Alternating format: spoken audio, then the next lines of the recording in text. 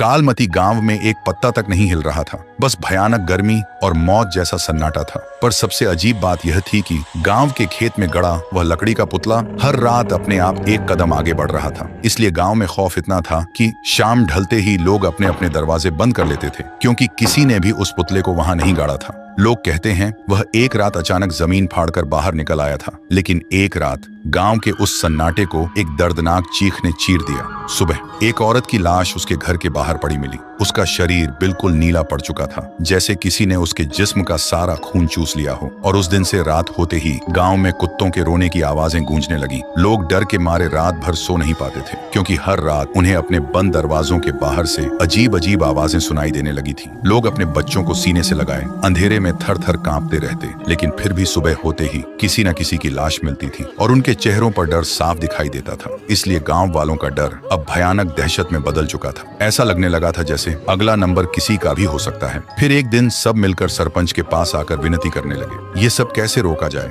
गांव वालों की दहशत देखकर सरपंच ने आखिरकार रात में एक तांत्रिक को बुलाया। तांत्रिक ने आते ही महसूस किया जैसे किसी ने वहां की हवा से जिंदगी ही निचोड़ ली हो। फिर वह अपनी आंखें बंद करता है और देखता है कि कुछ वक्त पहले चांदनी नाम की लड़की अपनी बीमार माँ के लिए रात के अंधेरे में दूसरे गांव से वैद्य को बुलाने जा रही थी। लेकिन कुछ दूर जाते ही उसके सामने सरपंच का बेटा आया और उसके साथ दरिंदगी की। फिर उसे मारकर खेत में फेंक दिया। उधर बेटी के इंतजार में बीमार माँ ने भी तड़प कर दम तोड़ दिया। लेकिन चांदनी की आत्मा बदले की आग में उस खेत में रखे उस पुतले में कैद हो गई थी और तब से वह पूरे गांव को मिटा देना चाहती है। यह नजारा देखकर तांत्रिक की रूह कांप उठी। फिर उसने गांव वालों के सामने सारा सच बता दिया। सच सुनते ही सरपंच का सिर शर्म के मारे झुक गया। अगली सुबह गांव वालों की भीड़ उस खेत के किनारे खड़ी थी। भीड़ के आगे सरपंच था और उसके पैरों में गिड़गिड़ाता हुआ उसका अपना बेटा। सरपंच की आंखों में आंसू थे, पर हाथ में एक कुल्हाड़ी थी। तभी उसने एक झटके में अपने ही बेटे का सिर धड़ से अलग कर दिया। खून के छींटे सीधा उस पुतले पर जा गिरे और सरपंच घुटनों के बल जमीन पर गिरकर रोते हुए बोला,